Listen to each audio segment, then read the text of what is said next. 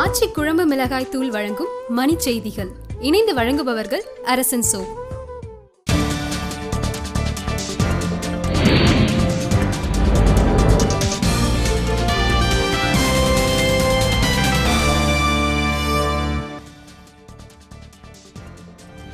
இலங்கை சென்றுள்ள பிரதமர் நரேந்திர மோடியுடன் தமிழ் கூட்டமைப்பு தலைவர்கள் சந்திப்பு.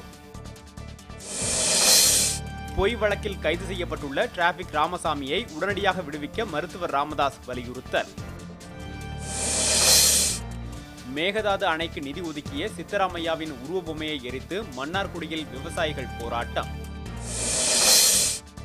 சென்னையில் உட்கட்சி பூசல் காரணமாக முதலமைச்சர் பன்னீர்செல்வம் வீட்டை அதிமுகவினர் முற்றுகை. கொதிகலன் பழுது காரணமாக வல்லூர் அனல் மின் நிலையத்தில் 500 மெகாவாட் மின் உற்பத்தி பாதிப்பு. கிருஷ்ணகிரி அருகே ஊரக வேலை உறுதி திட்ட பணிகளில் ஈடுபட்டிருந்த பெண்கள் 2 பேர் பாம்பு கடித்து உயிரிழப்பு. பணப்பட்டுவாடா நடுவங்களில் கொள்ளையடித்த 5 பேர் கடலூரில் கைது, விசாரணைக்காக ஓசூர் அனுப்பி வைப்பு. பொள்ளாச்சியை அடுத்த ஆழியாறு அணை வனப்பகுதியில் மாவோயிஸ்டுகளை தேடும் பணி தீவிரம்.